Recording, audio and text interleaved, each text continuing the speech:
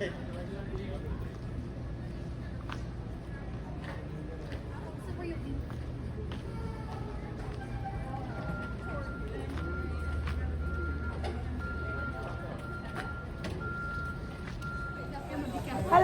hold on, Mookie.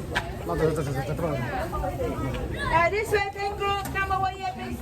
来，冰的船，大家先过来，大家先过来。 Hello, glass vision.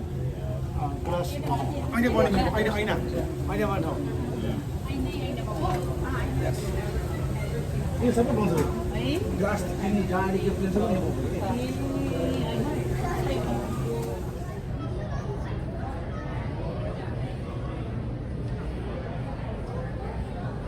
Glass meeting tu saya sampai glassnya bangsa ni.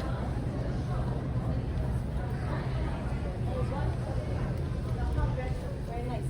So here, the number two. Number two. You walk straight on the left is the number three. This is number two. Is a contemporary art of the museum. Okay. Straight and make a left. Either you can catch a 1 o'clock or 1:45. Oh, okay. Remember, don't miss the hot gas. Okay. All right. So this is an innovation center. Oh ni biar khani gelas yang bandar saya. Ya, oh biar khani lagi orang. Hah? Oh, Ah. gelas.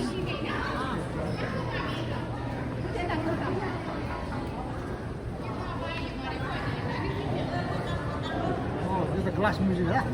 Ya, gimana? 회계관이 여기. mana chaule चाहिँ तल खाजा खाने रे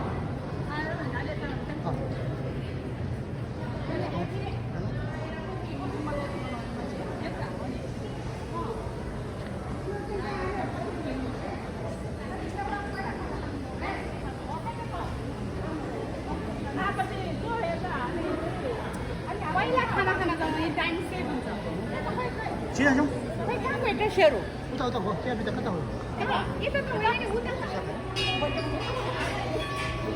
सिसाको खेलाउन कस्तो मजा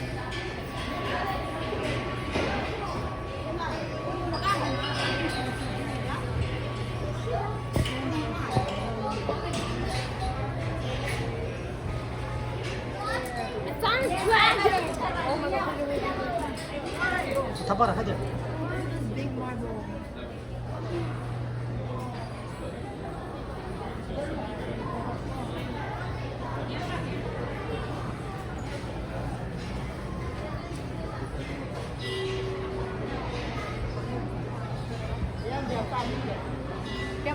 हाँ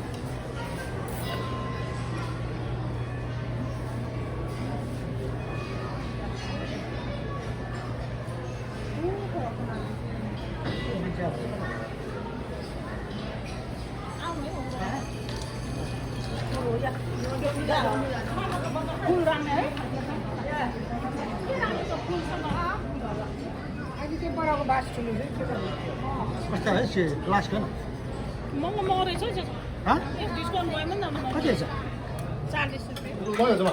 Ram tanam mana? Mana? Mana macam ni mama? Silakan. Itu saya mana? Mana?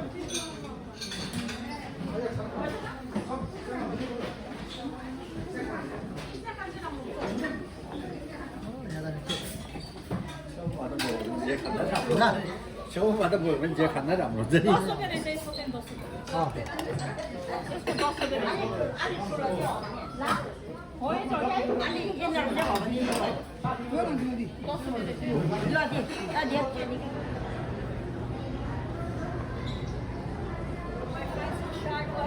Kau memang sini.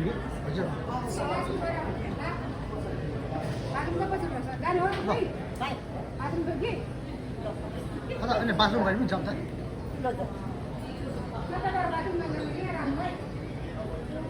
कस्तो हाने राम्रो छ चाचा त्यो खोल चाहिँ Lama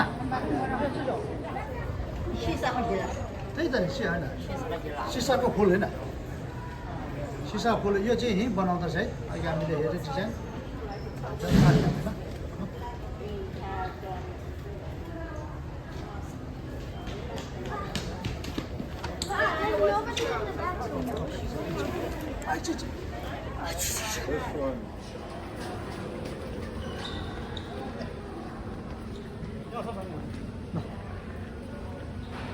那羊呢？这边什么羊？羊。哇，来。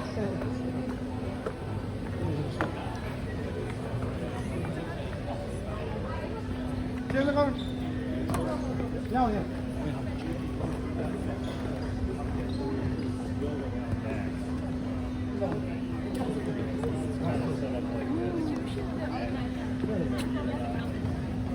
我来形容词。그래, come here. 아니야, 안 해봤어. Oh, you don't want to see close? No, you see. 일단 이제 됐다. No, 기대 보세요. 해봤어. 안 해봤어.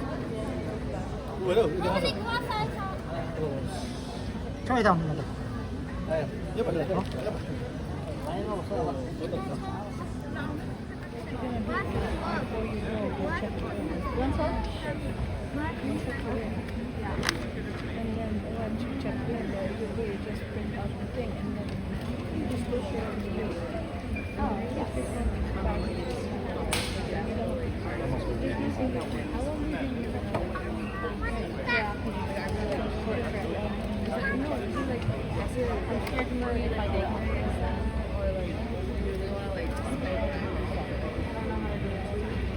Okay, welcome everyone to the Hot Glass Show here at the Amphitheater. This is Helen Tigler. She's going to be our lead glassmaker or gaffer. And helping her out will be Diego. I say we welcome the team to the stage and let's round of applause. Thank you for that. My name's Claire. I'm here for you folks. I'll narrate you through the glassmaking process. But starting off, Helen has gone over to our melting furnace, which is right center stage.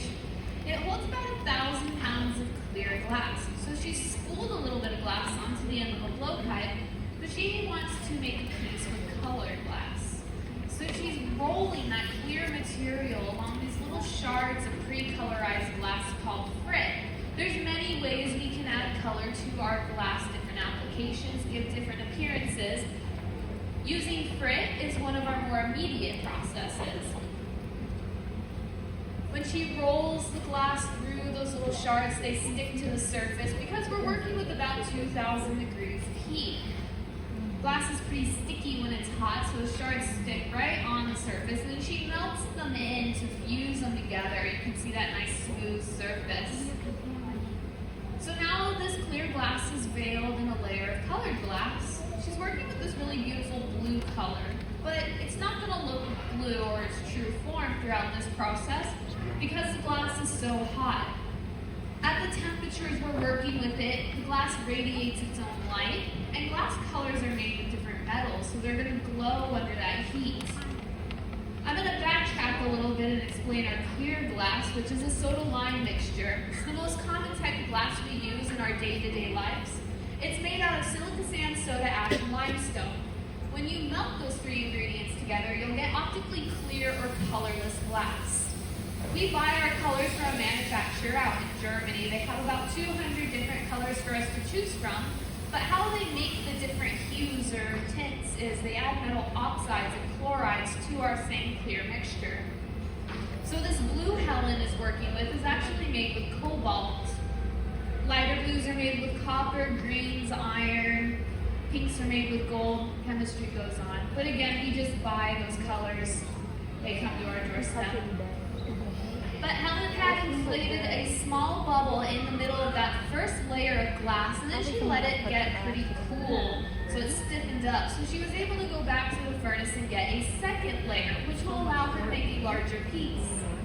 She's going to organize this glass using a wood block tool. That is a giant wooden spoon made out of cherry wood. The reason it's not catching on fire is because it's completely soaked with water, so the glass is making contact or gliding on a layer of steam. Using that same principle of wet wooden tools not burning, we have a more flexible option. That pad she just was holding is made out of newspaper. It's about 6 or 7 sheets of folded up wet newspaper, and it's the closest that Helen can get to using her own hand-shaped glass.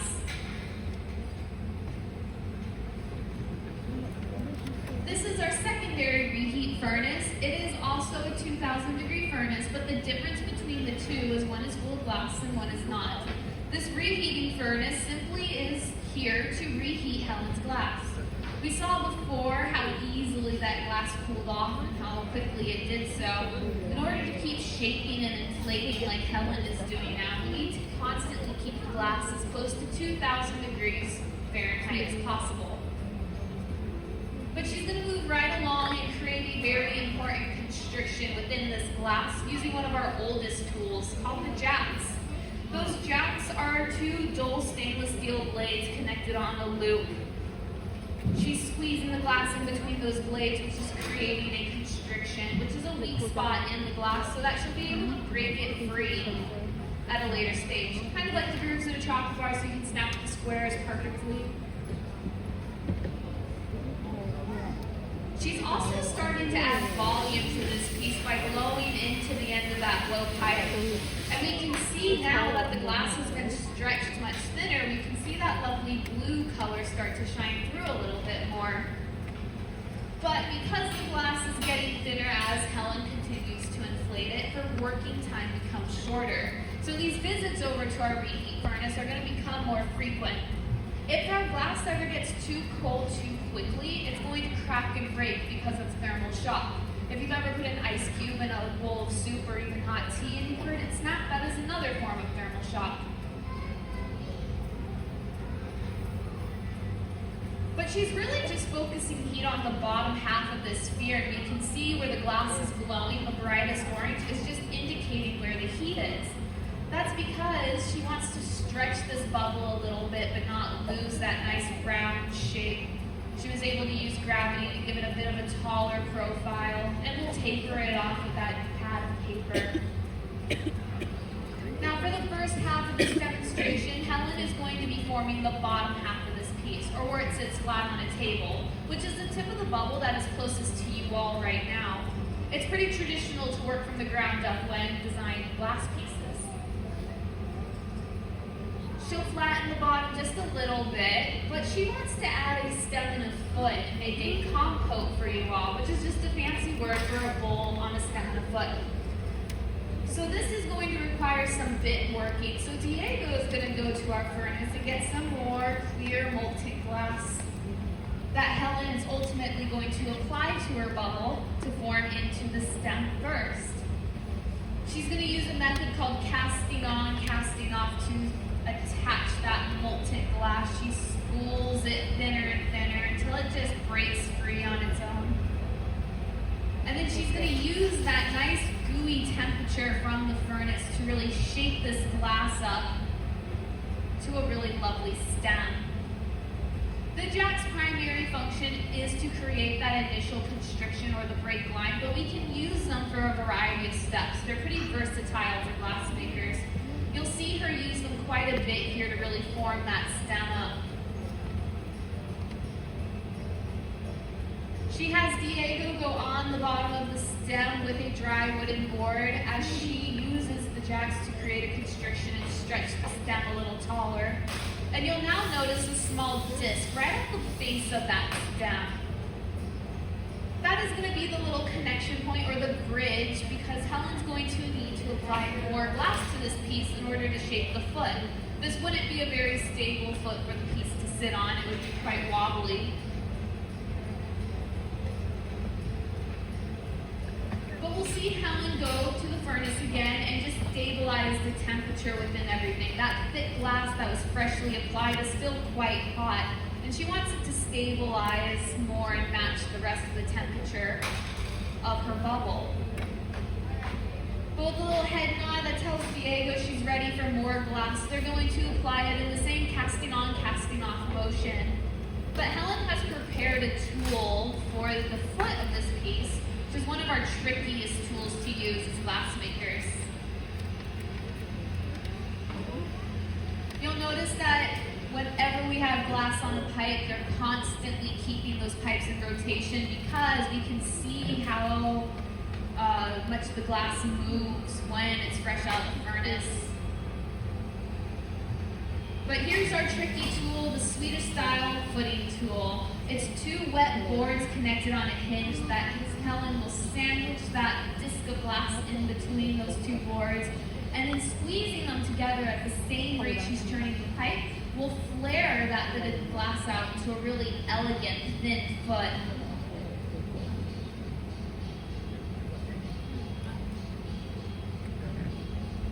The team will work together now to really level out that piece so it sits nice and flat, doesn't have a little wobble when it sits or lays on a table.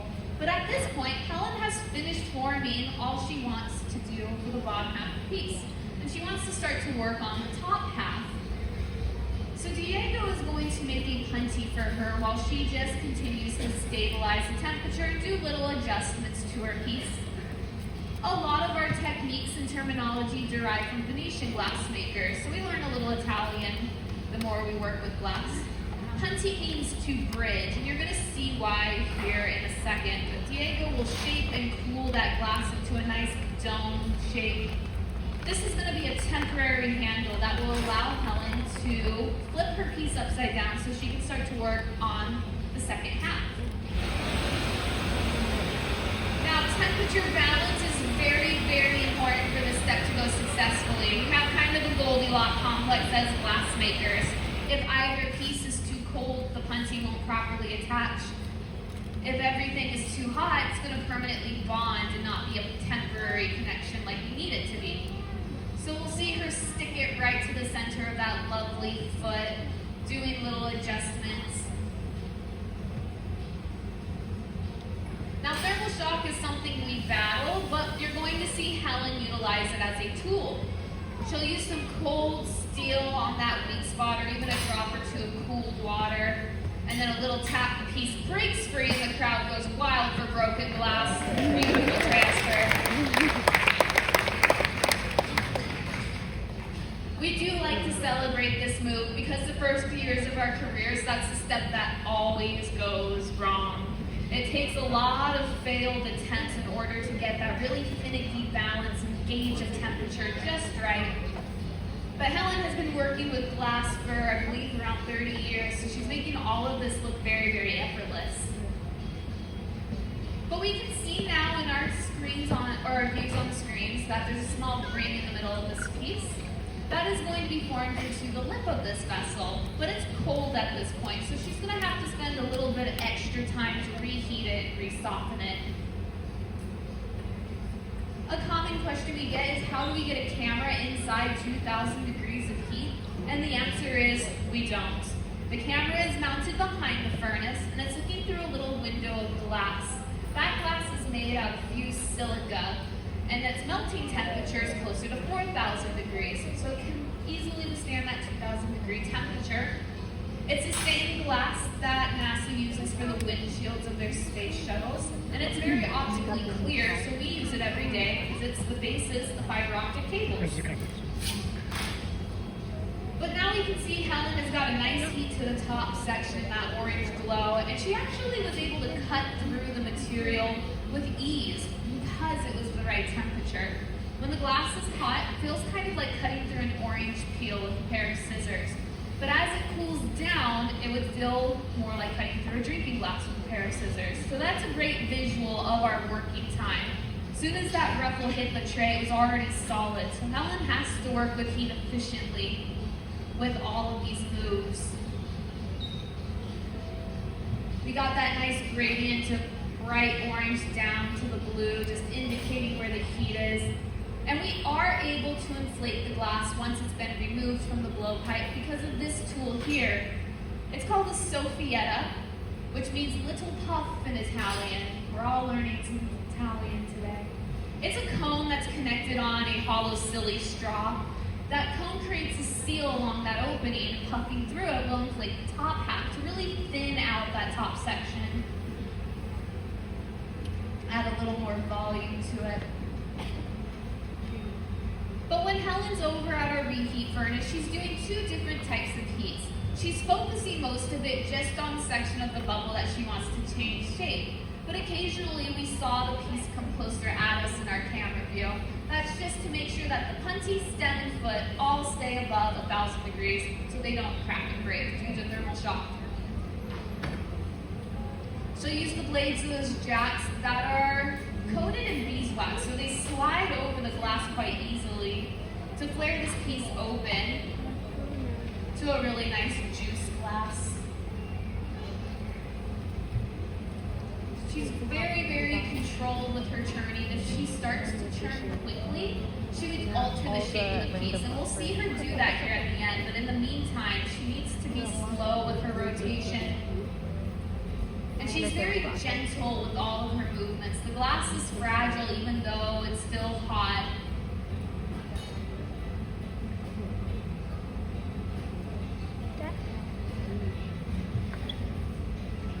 You'll often see glassmakers working in teams of two. It's very much a team sport. Helen is the gaffer, the person in charge of making the piece, and Diego is assisting her. So you'll see Helen communicate with Diego throughout this process, just indicating what she may need for a future step. But Helen's going to end the show with a bit of a flare. She turns faster and faster, and a little reverse gravity gives this beautiful tablecloth effect to this piece. Our favorite tools are heat, rotation, and gravity. Those ruffles are now frozen into place, and this piece is finished being made. But its final step is, of course, the longest one. It's a slow cool-down cycle called annealing. So once Helen removes the piece from the end of the pipe, if she left it out in the open air, it would be room temperature in about 10 minutes, but it would also be in about 10 pieces. So we have these ovens that will slowly cool the glass off, which will allow all of those uneven thicknesses to cool off at the same rate so that it survives thermal shock. She breaks it off with a punty, and then that punty leaves behind a star that melts away. That little belly button it leaves behind is a great indicator that glass is handmade. Machine-made glass doesn't undergo the transfer. Diego is there to catch it and place it safely in our annealing oven or the day spa for glass for slow cooling, and Helen can enjoy, I would say, a good single serving of ice cream in that beautiful bowl tomorrow. All right, one more time for the team and their beautiful.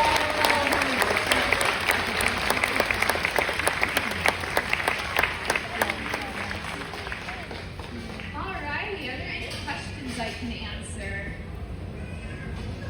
Well, if any come up, feel free to come to the front of the stage. We're happy to chat with you. But there's much to see and do. We hope you enjoy your visit. Thank you.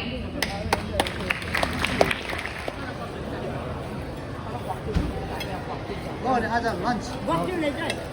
No, so I'm not sure.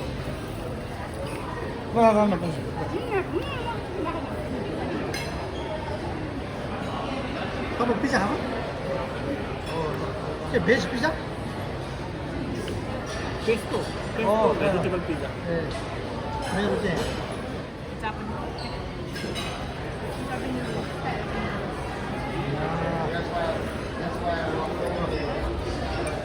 Đem á pizza. Mama, Làm bữa. Rồi khởi làm sao khởi, làm một chiếc rồi khởi.